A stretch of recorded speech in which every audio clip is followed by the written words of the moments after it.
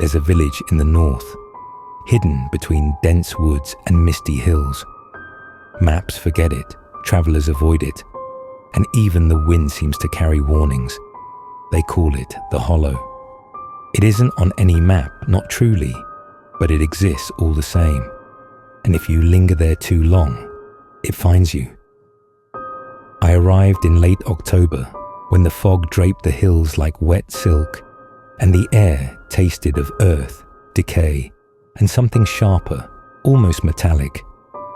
The road leading to the village was little more than a narrow trail, lined with trees whose branches interlocked overhead, forming a tunnel of shadows. Every few steps, a branch would scrape my coat, and I imagined, against reason, that someone or something watched from the darkness. The closer I got, the more the fog thickened, curling around my fingers, creeping into the collar of my coat, whispering through the cracks in my ears. The village itself was silent.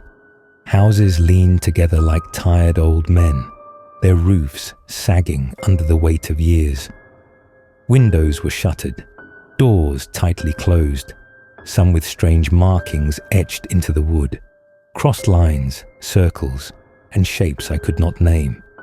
Smoke did not rise from chimneys, no sound of livestock, no laughter, no footsteps. Only the occasional barking of a dog, distant, then silenced abruptly, reminded me I was not completely alone. The ground was littered with leaves and the bones of past seasons. Every step I took echoed unnaturally loud, as if the fog and the trees were listening. I had heard warnings before I came. Travelers in a nearby town had whispered tales that would not leave me in peace. Do not speak the Hollow's name after dusk. Never answer a knock at the door when the fog is thick.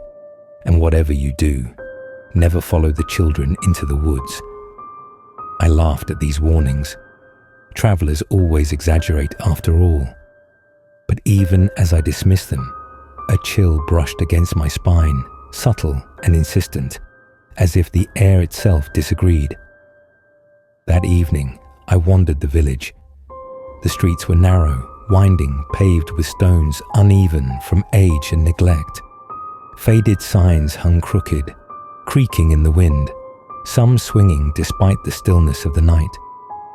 Every shadow seemed to stretch longer than it should, and I could not shake the feeling that I was being watched. There were doors ajar, small glimpses into empty rooms, furniture covered in dust, walls scarred with scratches, some fresh, some old. A rocking chair swayed gently in one window, though no one was there. The first night, the tapping began, soft at first, hesitant, then faster. I awoke to it at my window. It was deliberate, rhythmic, patient. I peered through the glass, and through the swirling fog I saw them. Small, human-shaped figures, thin, impossibly tall, their eyes black and glinting. They moved in the mist like smoke given form, silent but for their waiting. One extended a hand to the glass, long fingers curling as if to caress or to beckon. The fog thickened, swallowing the gesture until the hand was gone. I locked the door and pulled the blanket over my head. My heart thundered, yet when I dared to look again, they were at the foot of my bed. Children, or something that had been children. Their voices were soft, musical, yet hollow. Come with us, come play, forever. I could feel their cold presence pressing against me, and even as they vanished, a chill spread through my chest, rooting itself inside me, pulling warmth from my blood. I shivered uncontrollably, unable to move, and could only listen as their whispers echoed from the corners of the room, fading slowly into the night. The next morning, I sought the village elder. She lived at the edge of the settlement, in a small cottage surrounded by twisted apple trees whose branches clawed at the windows like skeletal hands. Her face seemed carved from winter stone, lined with grief and unspoken knowledge. Her eyes were sharp and cold, her lips pressed in a thin line. Her hands were gnarled, veins standing out like roots. She did not smile. She only spoke, quiet but certain. They are the Hollow children.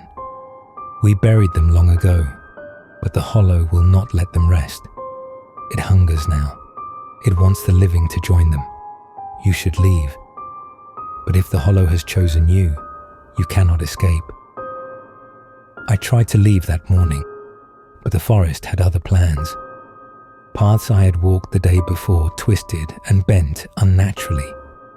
Trees seemed to shift when I looked away, forming barriers and corridors that led me deeper into the mist.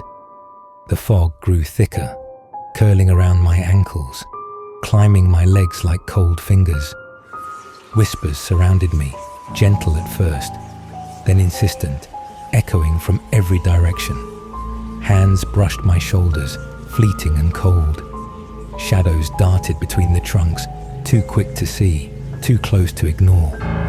The forest became alive, breathing, aware, and the village never appeared again. Time lost all meaning. Hours, days, I cannot say. My sense of direction disappeared entirely, replaced by the fog, the endless grey, the echoing whispers. I began to see shapes within the mist. Tall figures, twisting and writhing like smoke, with faces that flickered between childlike innocence and something far older and crueler.